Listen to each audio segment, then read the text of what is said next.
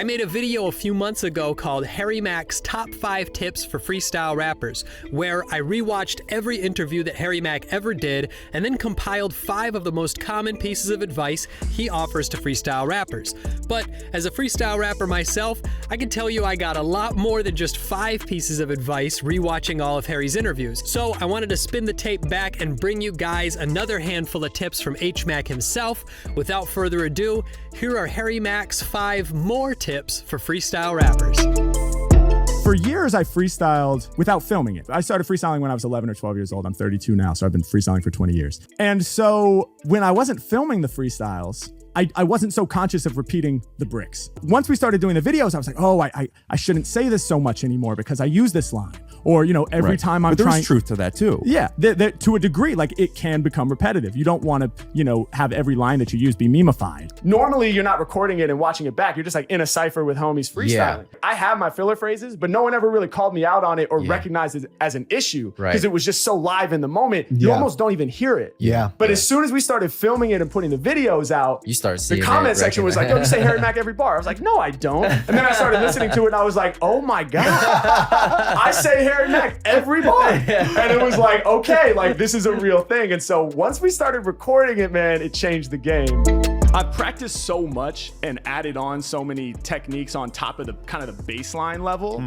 So that I'm always trying to be doing shit that's really at a high level.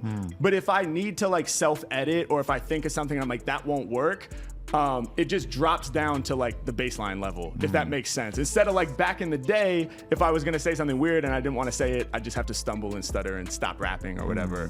But it's almost like there's this kind of baseline level of being able to do basic lines about the things I'm seeing that can almost just like run on autopilot because I've been doing it for so many years. You don't have to think about walking. Yeah. You know, you could be on a very important phone call while you're walking down the sidewalk and you're not like, excuse me, hold on, I have to take a step with my left foot, you know? And so that's what these skills of freestyling have become for me. And I'm always trying to push every skill to the background so that it's just there to serve me without me thinking about it. Have you ever heard of this concept, Maya?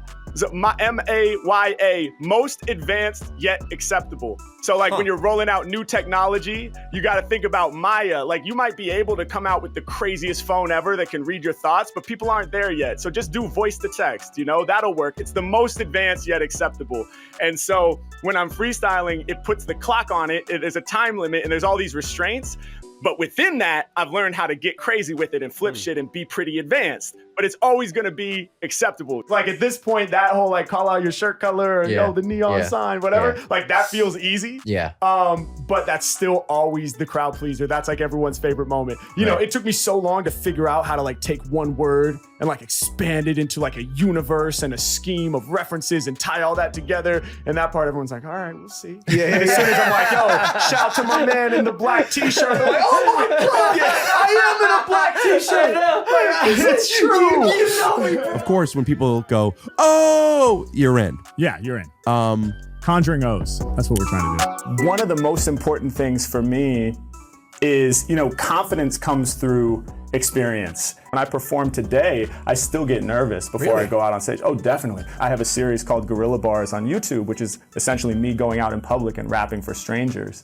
And I get very nervous at the beginning of those days, you know, less so now because I've done it so many times and I know that it's gonna be okay. You know, I have data that I can look back on. I have videos. Results. Yeah, exactly. I have results and the videos exist online. And so at a certain point, you kind of have to look at that and say, okay, stop being crazy. You know, it's gonna be okay. Right. It's okay to be afraid, but don't let that fear stop you from sharing your unique gift with the world.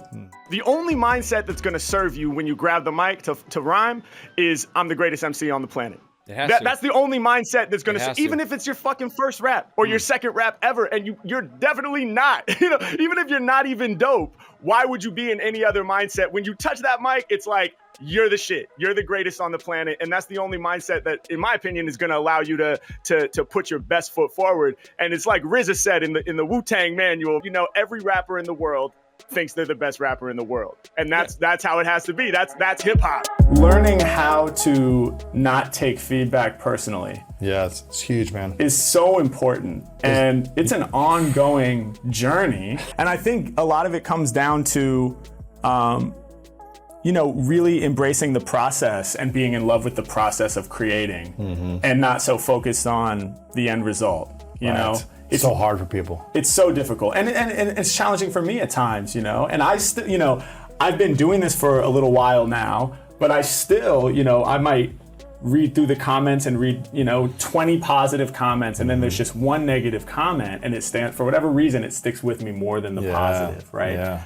If you're gonna take all that positivity so deeply to heart, then the danger of that is you're also gonna take that negativity deeply to heart. So I think part of it has to do with, kind of tunnel vision on you know what your gift is and you know what your mission is. And if you can focus on that and sort of keep your nose to the grindstone and keep creating what you know you're meant to create without being distracted by the noise. That's what I started to realize while I was doing this content and just freestyling in general. Like people want to be seen, I really feel like that's such a big part of being a human being is like, you want to feel acknowledged, you want to feel heard, you want to feel seen. And the dope thing about off top freestyling is so often it's about the audience, you know what I mean? And certainly in the Omegle bars when I'm like, hey, you tell me what to rap about. Like you give me the 3 words and I'm going to run it through my filter and give you something back. I think that means that goes a long way with people. For sure. Yeah.